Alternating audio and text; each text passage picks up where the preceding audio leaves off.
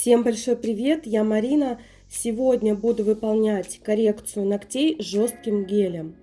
Ногтям 5 недель. До этого также была гелевая коррекция здесь.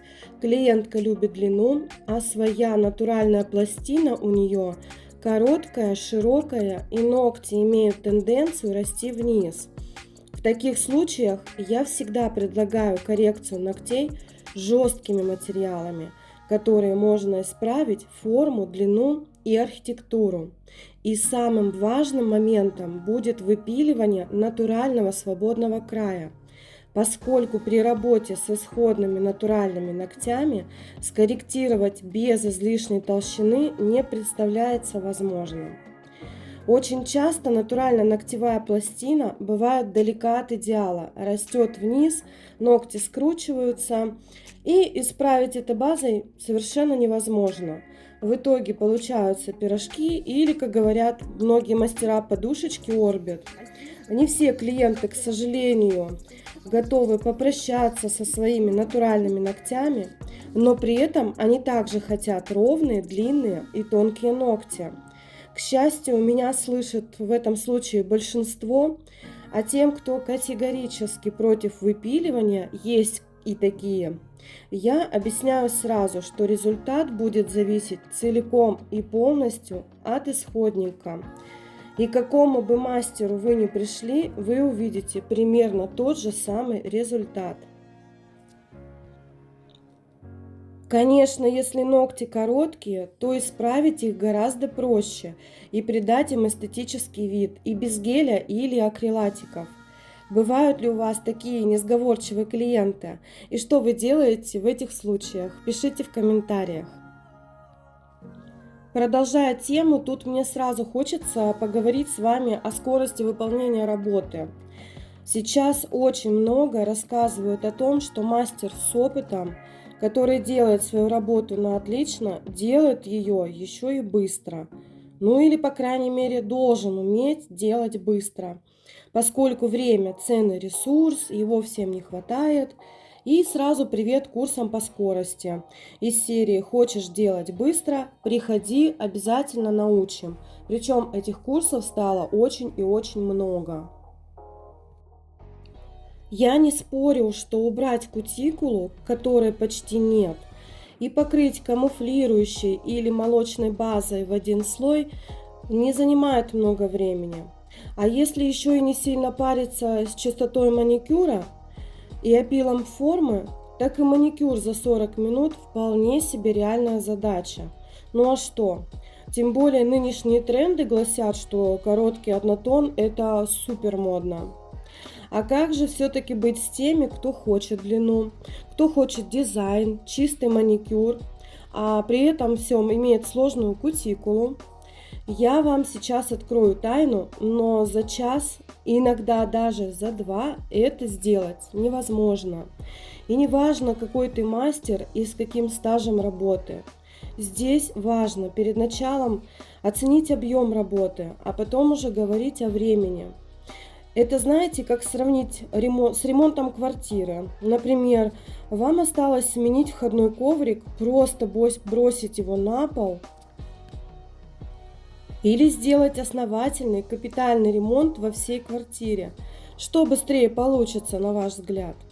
Тут вывод очевиден, поэтому не нужно думать, что вы слишком долго копаетесь, если у вас сложные руки, коррекция, дизайн, еще и присутствует длина и так далее.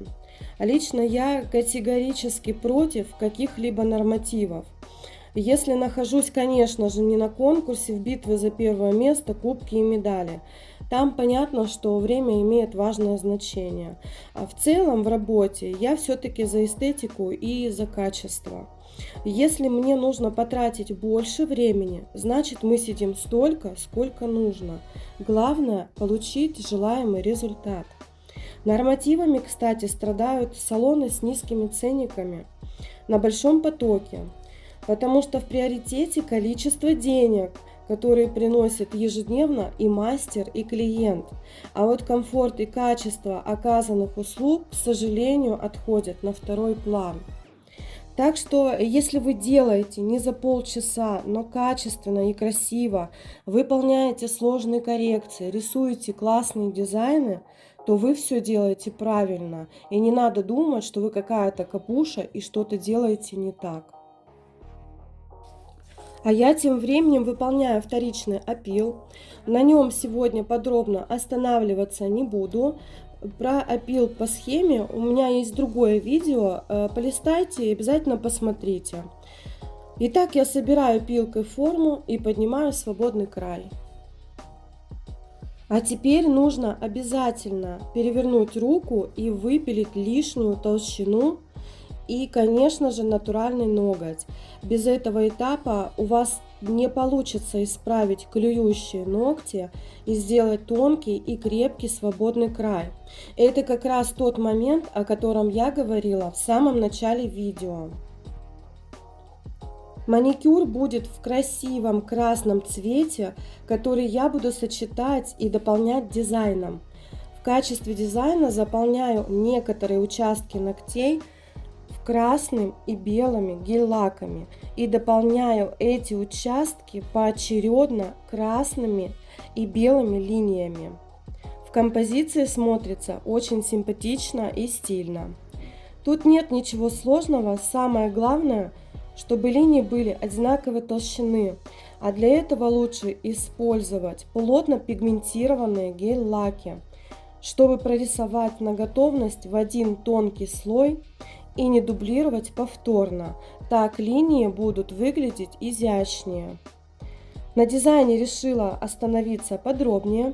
Давайте посмотрим под музыку его выполнения.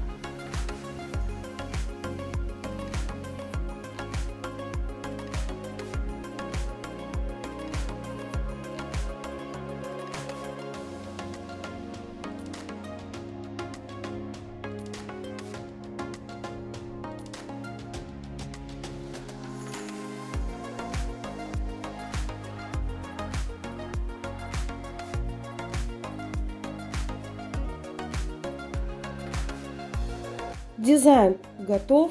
Перекрываю все ногти топом без липкости в тонкий слой. На жестком материале не нужно делать никакого выравнивания. На этом буду заканчивать свою работу. Желаю вам послушных клиентов, интересных дизайнов, творческого вдохновения, особо не торопиться, не париться со временем. И, конечно же, увидимся.